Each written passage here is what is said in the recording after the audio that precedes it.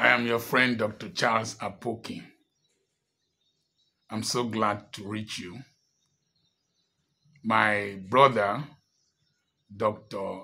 Ejoke Owanogo, a US-based medical practitioner, was discussing with me this morning, and he said that if you are easily contented with life, you are even easily satisfied, you have contentment and godliness, that you hardly come under financial pressure.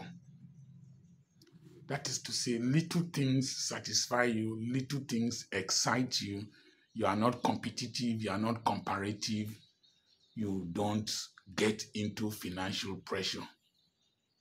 I said in my previous videos that I'm easily satisfied, easily excited by little things. You can have your own before me, but when I have my own, I am happy. Like when I advertise these dresses that they sent to me from Abba, it's not because I want you to give me clothes. There were times I was wearing only a crack lot. I had only 2 shoes, had no wristwatches, and then I was okay. For many days now, we went to Eku, to Shiloh Beach. The owner of the beach invited Abraham and I to come. Since that time, I have not bought petrol. We bought 20,000 naira petrol to go there. Since that time, I have not bought petrol. I don't need to drive to everywhere. I trek most times to those places. So I'm not under pressure to buy petrol. No. For my car. If I want to go elsewhere, I can use public transport. If I want them to come and they want me to come and speak in some places, come and carry me. I'm not under pressure. So I'm saying this because I'm getting irritated by what people publish on social media concerning our so-called men of God that I had respected a lot of them when one was growing in the faith, and they were icons we looked up to. And a lot of them started with sincerity of purpose. A lot of them were people who feared God. But why the sudden craziness of what people are talking about, this tithe seed, that? They are still pushing on. And then my mind went to the French bishops and French abbots before the French Revolution. The year before the French Revolution, or a few years before, France had gone to help America fight for independence and expended a lot of money. And then America won independence, and France donated the Statue of Liberty to the American government. But the next year, there was a grain harvest failure. That is to say, there were not enough harvests to meet the expectations of the people. And people paid tithes in France then with grains. Maybe some converted to money. The abbots and the bishops put the people under so much pressure to still pay more tithes. And so there was hunger, there was lack of bread, because grains are used to produce the bread. There was frustration. And because the abbots still wanted to satisfy their appetite, their grandiosity, they put the people under pressure. It was just a little trigger that was necessary to start the French Revolution that has made France to become a nation where you don't have all this kind of Pentecostal jingoism going on like in other countries. Now, does it sound similar? Nigeria has been going through economic difficulties since the time of Buhari till now. But the same time, our church leaders started gigantic projects, big halls, all kinds of sizes. Each one is competing with the other. When you finish building one size, you want to go to the other size. They are building large housing estates. If you check all those who are crazy about this, giving themselves, their wives and whatever, bam, bam. They're not poor, but the pressure, what is pursuing them, is more than their sanity. All these big halls, they might be owing banks. I'm using the word might, because I know the one who was owing Wema Bank billions. Fortunately, he is not in that gang of pressure. I know the cost of maintenance of these structures, the ones that are already commissioned. The cost of diesel has gone up. The cost of generators and servicing generators gone up. To manage these air-conditioned churches, very expensive. And because of the sizes, you need more cleaners, more workers. And because these churches must be filled, they must use buses to carry people from all nooks and crannies to that church. The resultant effect is that the cost and then the grandiosity, you must charter private jets to fly, or you buy private jets. And to maintain these fantasies, these superstructures, require a lot of money. And to keep up with the delusion and the fantasy, they need to start putting you under pressure. I know, I've been in the system. So even if bulk money comes in, it is drained away within a short while. And then you will see them bring guest speakers from the United States. I know a guest speaker in those days. To bring him to Nigeria, you need to charter a private jet. For him and his team, you need to give him at least $5,000. $5,000 in today's money is different from $5,000 4 years back. To charter a private jet, bring him. And so they still want to, because this man, William Baxter, in his book, The Reformed Pastor, written in 16-something, more than 300 years old, he said that church people like novelty.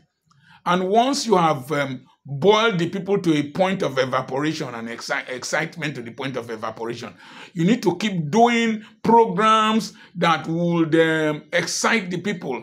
You need to bring top musicians. Some of these musicians will take up to 3 million naira to 10 million naira to sing.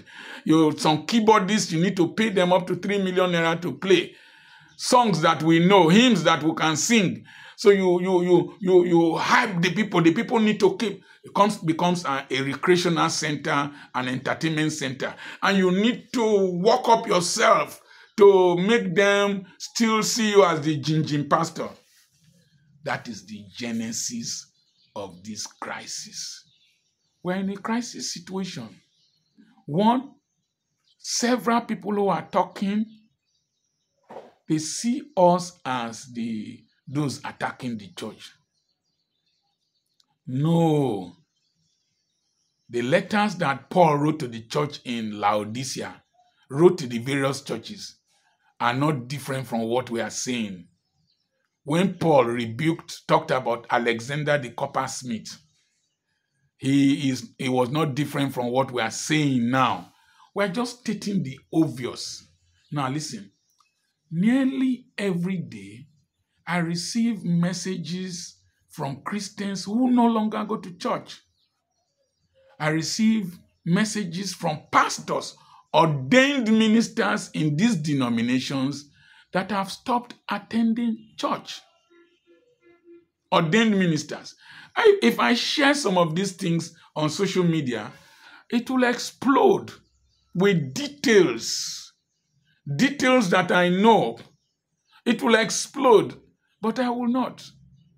I will not. Because the institutions these people are leading have decent and innocent, hard-working, sincere Christians. And there are several Christians and pastors in different smaller denominations that are not noisy, serving God decently and with sincerity. Now, one thing that will shock you is that I am not blaming Rick Warren. I'm not. Rick Warren, the pastor of the Saddleback Baptist Church, started talking about church growth, purposeful living. And anything an African or a Nigerian goes into, he exaggerates it. You see this hair that looks like white people's hair, these wigs they are wearing. When we wear our own, it's as if we are it's as if we are some of them go, it's terrible. When you see these braids that we put, the illiterate girl, her own will nearly reach the floor. And then when she enters the motorbike, because she doesn't have a car, she will now roll it because sometimes it enters the spokes of the car. So anything a Nigerian takes, he does it excessively. And so we started these church growth lectures. Rick Warren did a lot of church growth lectures, purposeful living and all that. We started pursuing church growth without spiritual growth. There are, in several places, Sunday school is hurriedly done. New converts classes are no longer to lead people to Christ, but to explain the commission, feed you with the dogma and the practices of the commission for you to become a bolt in the system, brainwashed into the system. And so everything about the church is statistics, not spirituality. Structures, not spirituality. The dollar sign, not spirituality. So these pastors want to send reports to headquarters, and they are appraised. Their KPI, key performance indicators, include attendance and include the money they remit to headquarters. And so somebody called me from one of the major cities in this country, an ordained minister. Because of the pressure of money, this, that, come on, for your son, 30 naira or 10 naira per day for your child, 20, in one of the crossover nights. And the thing went viral. So people left church. So the remaining people, for them to still, they falsify figures and send to headquarters. To still retain their positions, they need to be raising money by all means to send to headquarters. So the headquarters will think that the people are still there while the people have left. That is the problem. And we as elders cannot keep quiet. Look at gray hair in my eyebrow. Look at gray hair. I wasn't using glasses when I came to this town. If we keep quiet and the work of God is destroyed by a few charlatans who, out of self-propagation and grandiosity and conspicuous consumption, do you know how much it is to buy a Rolls Royce? The man who sells Rolls Royce in Nigeria, the representative of Rolls Royce, Dr. Cosmos Maduka, I've preached with him 2 times. He did not come with a Rolls Royce. He's the distributor. Has the franchise for some of the most expensive cars, BMW, Range Rover, Jaguar, all kinds. He does not drive a Rolls Royce. You know the cost of servicing a Rolls Royce? So with this, I want to intimidate people. Is responsible for the grandiosity. You must not have a prayer camp. You must not have this. You must not have that. The souls of men are more precious in the sight of God than the signs of the dollar that comes from men. Please, I say again, call your general overseers to order. Call them to order. Share some of these posts so that they can see them. They can hear unless the sound of currency has deafened them. How many of you know Alexander Dowie? Alexander Dowie was so anointed, that he prophesied radio when radio was was not yet in existence. He talked about television when television was not yet in existence. And then he had this grandiose delusion. He was the Elisha or Elijah that was to come. He started dressing like a priest. And he was paralyzed in old age. But he has started a grandiose project, Zion City, outside Chicago. The offerings in those days, dollars were arranged in shelves, and coins were in bathtubs. The project, they could not commission it, was abandoned halfway, died and left it. Those who fail to learn from history will always repeat the mistake of history. I remain Dr. Charles Apoki. Lest I forget, you know the Sophia Heggia in Turkey was one of the most beautiful cathedrals. The bishops were competing who was the biggest bishop. They were, I think, Constantinople. They were building, raising money. One Christian historian said they failed to build men. What happened? Ataturk, with a few thousand men, was able to overwhelm Turkey and the Middle East. And all those churches that Paul wrote to in Ephesus, in this and that, were overwhelmed. And Islam took over up to Egypt and subsequently even went across to Spain. And so, you see the bills they want to pass in the assembly. You see what is happening in this country. You people are joking with fire. Call your general overseers to order. Raise your voices. We don't hate Christ. We don't hate the church. We love the church. We don't condemn giving. I give. I give in the church. A few days from now, I'll be going for a Thanksgiving. I'm going to give scholarship to children.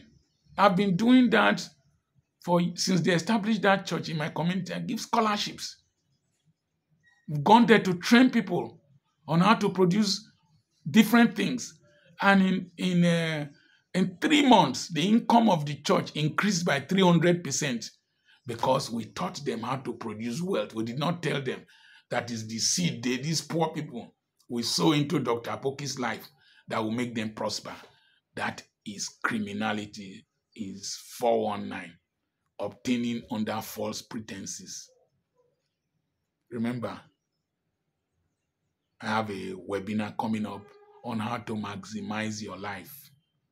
It's on the 6th and on the 7th of December. Send a WhatsApp message to +234 80 21 21 92 62. I remain Dr. Charles Apoki.